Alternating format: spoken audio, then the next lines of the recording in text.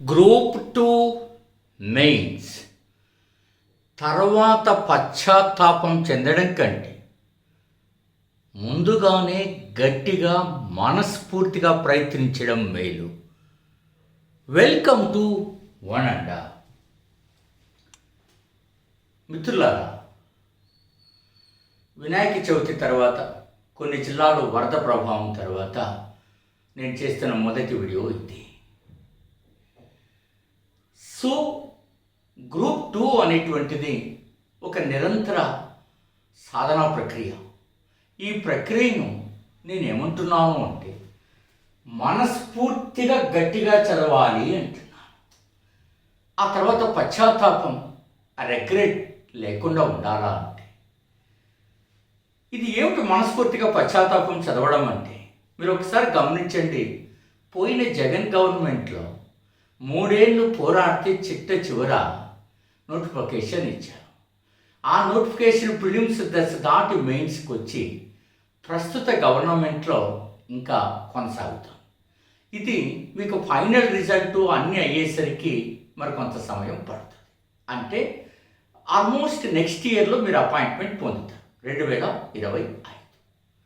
మరి ఏదైనా మనకు దురదృష్టం ఉండో, మనం చదివిన పుస్తకాలు సరిపోకో, లేక మరో కారణమో what ever it may be, మనం ఏదైనా వెనక్కి వచ్చే పరిస్థితి ఉంటే ఆ తర్వాత ఎంత రిగ్రెట్, ఎంత పశ్చాత్తాపం పొందాలో ఒకసారి ఆలోచన చేయండి.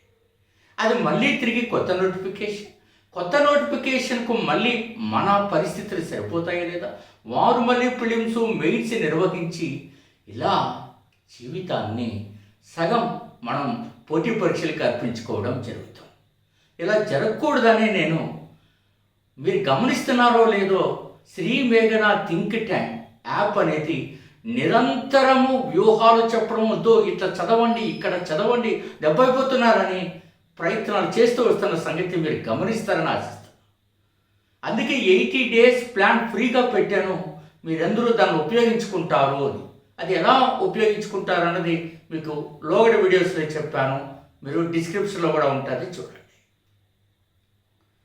ఏమిటి ఇక్కడ గట్టిగా నేనేమంటున్నాను, మనస్ఫూర్తిగా గట్టిగా చదవమంటున్నాను. ఏమిటి మనస్ఫూర్తిగా గట్టిగా చదవడం అంటే? మనస్ఫూర్తిగా గట్టిగా చదవడము అంటే ఎగ్జామ్ పాయింట్ ఆఫ్ వ్యూకి చదవడం. 1000 సార్లు అయినా నేను ఇదే చెప్తాను, ఇది చదవకుండా మీరు ఏం చదివినా లాభం లేదు. ఒకటి పాయింట్ నేను చాలాసార్లు మీకు చెప్పడం జరిగింది, ఉదాహరణలతో సహా చెప్పడం జరిగింది. నేను science and technology 80 days pre ప్లాన్లో కూడా మీకు ఇచ్చాను. సూపర్ మెంటర్షిప్ ప్రోగ్రాంలో ఇంకా గట్టిగా వివరించిన వాళ్ళకి ఎలా చదవాలా ఎక్కడెక్కడ అని. అందులో నేను మీకు చెప్పాను. ఏం చెప్పాను మీకు అందులో? టెక్నాలజీ మిషన్లు అని అంటే అందులోనంటే అందరూ ఏం చేస్తున్నారంటే టెక్నాలజీ మిషన్ పేరు, లక్ష్యము, ముఖ్యాంశాలు ఇవన్నీ కూడా మనం ఒక 50 నిమిషాల గంట కష్టపడితే వచ్చేస్తాయి, కానీ బిట్టు రావు. ఏమిటి సైన్స్ అండ్ టెక్నాలజీ మిషన్లు ఎందుకు పెట్టారు మీకు? What are the key objectives of the technology missions? That is the most important. ఇది ఇండియన్ సొసైటీ చెప్పినప్పుడు కూడా చెప్పాను. సోషియాలజీ చదివితే నాశనం అయిపోతారు అని చెప్పాను. ఇంత తీవ్ర పదం వాడాను నేను. అందరూ సోషియాలజీ ఆస్పెక్ట్ చదివారు. శ్రీ మేఘనా థింక్ ట్యాంక్ విద్యార్థులు మాత్రమే ఏపీపీఎస్సీ ఓరియంటేషన్లో తయారయ్యారు. ఆ బిట్లు కూడా మీకు వచ్చాయి. సేమ్ సైన్స్ అండ్ టెక్నాలజీలు ఇదే రిపీట్ కాబోతుంది. ఏం చదవాలి? మనం అకాడమిక్ పేపర్స్లో వెనుకబడి ఉన్నాం, పరిశోధనలో వెనుకబడి ఉన్నాం, పరిశోధన పేపర్లు, రీసెర్చ్ జర్నల్స్లో వెనుకబడి ఉన్నాం. ఎన్ని అంతర్జాతీయ పరిశోధన ప్రాజెక్టులో భారత్ భాగస్వామిగా ఉన్నది? గ్లోబల్ ఇన్నోవేషన్ ఇండెక్స్ యొక్క కీలకాంశాలు ఏమిటి? వివిధ యొక్క డిపార్ట్మెంట్లు నెలకొల్పినటువంటి యొక్క మిషన్ల యొక్క అంతరార్థం ఏమిటి? AI మోడల్ యొక్క కీలకమైన అప్లికేషన్లు ఇవి కదా మనం చదవాలా. ఇవి చదవకుండా మనం ఏం చదివితే లాభం ఏంటి? లక్ష్యము, ఆబ్జెక్టివ్ సెట్ ఉన్నాడు, ఓ పేపర్ పైన రాస్తే నేను చెప్పినట్టు గంటలు అయిపోతాయి కదా. ఇది మీకు గట్టిగా చదవడం అంటే. గట్టిగా చదవడం అంటే సైన్స్ అండ్ టెక్నాలజీ అని ఇట్లా గట్టిగా నోరెట్టి చదవడం కాదు. మనం గట్టిగా సీరియస్గా ఇట్లా చదవాలా. ఇండియన్ ఎకానమీలో కూడా అంతే. మీరు సబ్జెక్ట్ వైజ్ వెళ్ళిపోతున్నా, ఎకనామిక్స్లో ఇంగ్లీష్ మీడియంలో గ్రాడ్యుయేట్ చేసినటువంటి వ్యక్తిగా చెప్తున్నాను. మీరు చదివేటువంటి ఎకనామిక్స్ సరిపోదు, డైరెక్షన్ మార్చండి అని నేను స్పష్టంగా చెప్తాను. వితౌట్ టువార్డ్స్ ఎగ్జామినేషన్, అది ఆ డైరెక్షన్ లేకుండా మీరు ఎక్కడికి వెళ్ళినా కూడా దెబ్బైపోతాం మనం. ఆ direction important. Go and check. మీరు 80 days ప్రిపరేషన్ ప్లాన్ ఇప్పటికే 6 రోజులు వచ్చింది కదా, చూడండి మీరు కథలో ఏం చెప్పబడి ఉంటుంది. ఒక కొత్త బిట్టు మీకు తెలియజేస్తే ఎందుకంత మీకు ఆగమాగమైపోతున్నారు? మీకు తెలియకుండానే అయ్యో ఈ కొత్త బిట్టు నేర్చుకుందామన్న తపన పోయి కొత్త బిట్టు మనం రాయకూడదు. మనకు తెలిసిన బిట్టే మనం చదువుతున్న పుస్తకాల నుంచి రావాలి. ఏపీపీఎస్సీ అయినా మనకు దారాదత్తం చేశారు అట్లా రాయడానికి. మీరు ఎందుకు మారట్లేదు? మనం అందుకని 80 రకాల పుస్తకాల నుంచి తయారు చేసింది ఈ దేశ చరిత్రకు గట్టిగా చెబుతున్నా. ఏ బిట్టైనా ఎక్కడైనా మనం గట్టిగా సీరియస్గా ప్రయత్నిస్తున్నాం. ఒక్కటి గట్టిగా చెప్పగలను, అందరికీ 0 వస్తే నేను 5 మార్కులు తెప్పించగలను. ఇది 100% కరెక్ట్. అందరూ 0 వచ్చినట్టే నాశనం అయిపోయిందా? ఆ నాశనమైన దాంట్లో కూడా మనం తల ఎత్తి నిలబడ్డాం. ఇలాంటి ఏంటి దానంతం?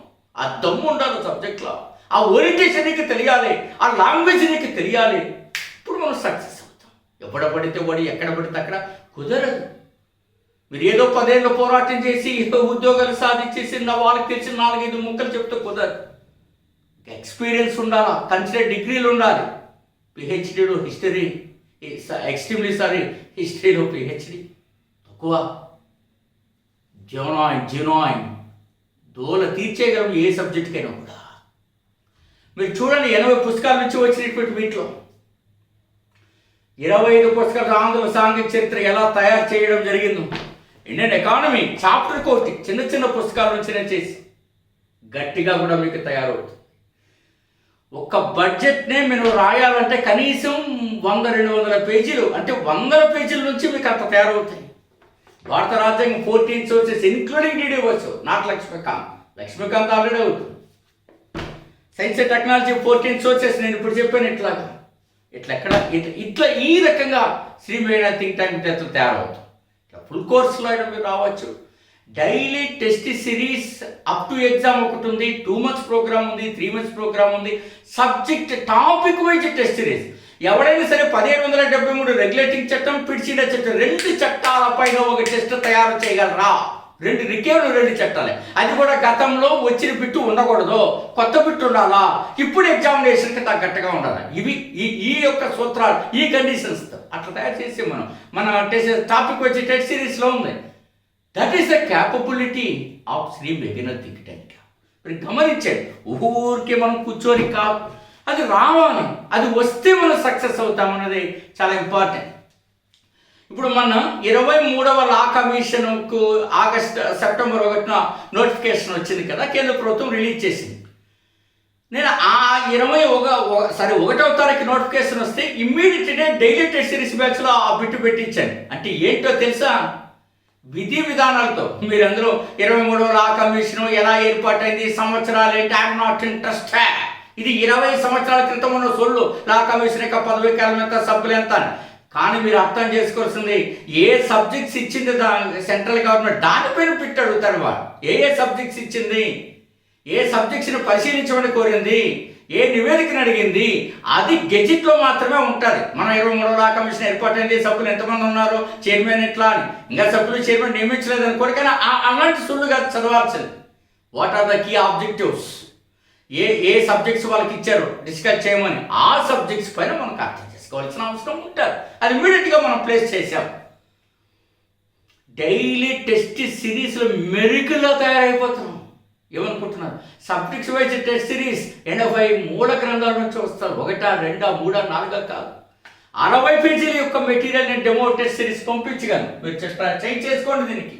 అంటే ఈ డెమో పీడిఎఫ్ అని టెస్ట్ కోసం మీరు ప్రయత్నం చేయండి. చాలా గట్టిగా సిన్సియర్గా వర్కౌట్ అవుతాని కనీసం గమనించిన మనకు 8074940030కి మీరు వాట్సాప్ చేయండి.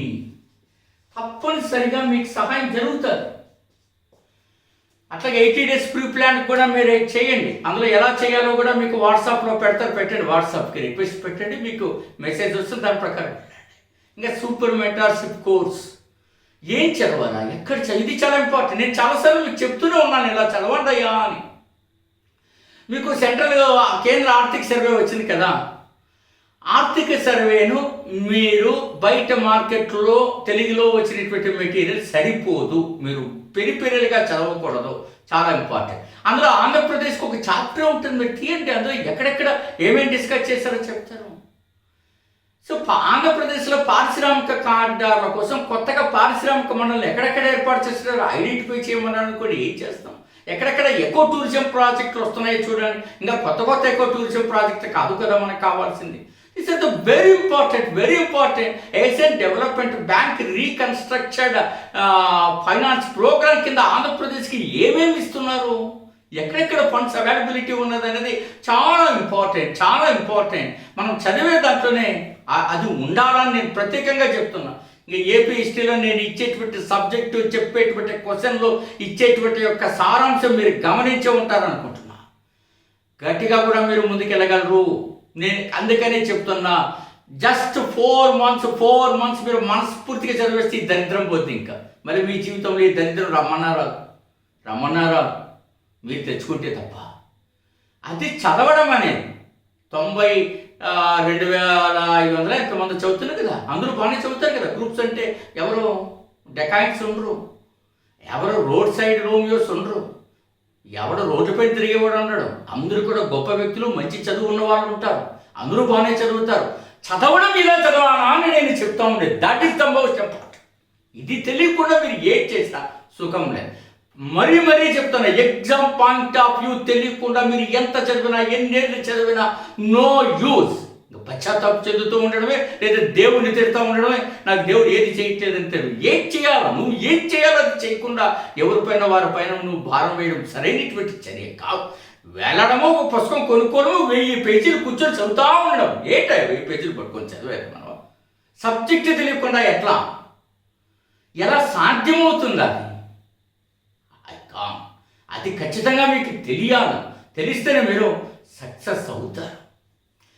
నేను ఒక బిట్టు దేంట్లో ఇచ్చాను, అగ్గగ్గలాడిపోయారు. ఏపీ హిస్టరీలోనే ఏమి ఇచ్చాను నేను.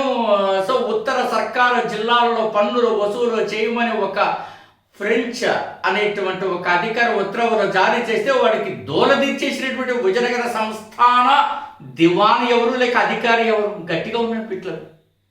మీరు ఎలా ఉండాలి? నేను ఒక మాట చెప్తా. గౌతమిపుత్ర శాతకర్ణి, రైట్, శాతవాహనంలో ఈ గుంటడు వెళ్ళాడు, సామ్రాజ్యాన్ని స్థాపించాడు. సో బ్రాహ్మణులకు భూదానాలు చేశాడు, అలాగే బౌద్ధులు వదిలేదు, వాళ్ళకు ఏదో చేయాల్సిన సాయం చేశాడు, అంతా బాగా ఉంది. కానీ కొత్త పెట్టేంటి, ఇవి అడిగేశాడు కదా ఆయన అనూప, ఆకర, కుకుర, సిరితన, శ్రీశైలం, ఇలా అన్ని ప్రాంతాలపైన ఆయన దాడి చేసేట్టుగా అడిగేశాడు కదా. ఇంకేమడుగుతాడు గౌతమిపుత్ర శాతకర్ణి? అది నీకు తెలియాలి. That is the most important. మన ఎక్కడో ఒక బిట్టిస్తే నాకు చాలా డౌట్ అడిగారు. శాతవాహన రాజుల్లో బ్రాహ్మణులకు భూదానాలు చేసిన తొలి ప్రభు ఎవరంటే అందరూ గౌతమిపుత్ర శాతకర్ణి పెట్టారు. మరి మొదటి శాతకర్ణి ఏమైపోయినట్టు? ఆన్సర్ మొదటి శాతకర్ణి కదా. He was also granted land grants to Brahmanas in those days. That is the first person. So ఇది చాలా ఇంపార్టెంట్ అవుతుంది. మనం ఎక్కడ చేసుకోవాలా అని. అట్లా కాకుండా ఇంకా మీకు దోలు తెచ్చి బిట్టు ఇవ్వచ్చు మనం.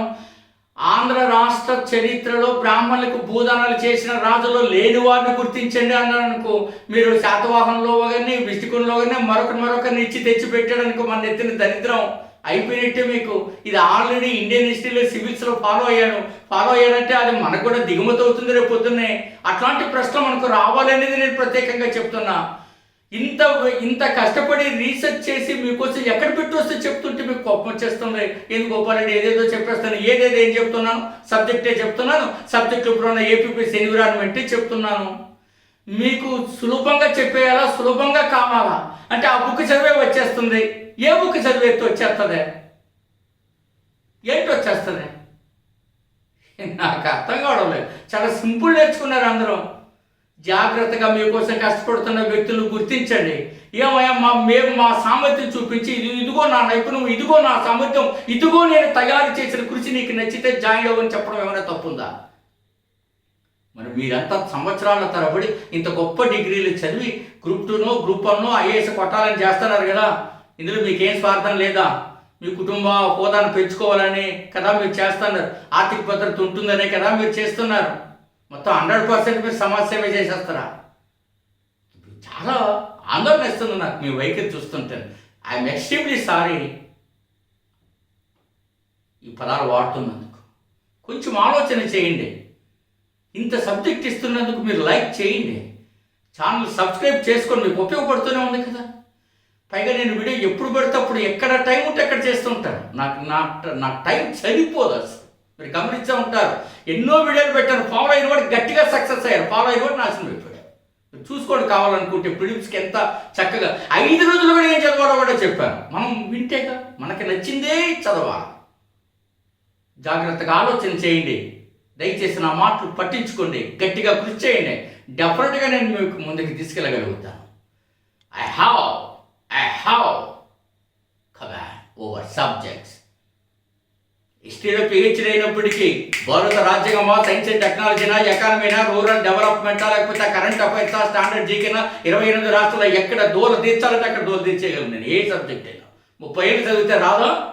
మీరు 2-3 ఏళ్ళు మీరు అక్కడక్కడ నాలెడ్జ్ సంపాదించి పిల్లలు ఎక్స్పర్ట్స్ అవుతున్నప్పుడు ప్రొఫెసర్లు అవ్వకూడదా? జాగ్రత్తగా చదవండి, డెఫినెట్గా మంచి నాలెడ్జ్ మీకు ఇవ్వగలుగుతాం. All the very best. Meet అంటే బాడీ.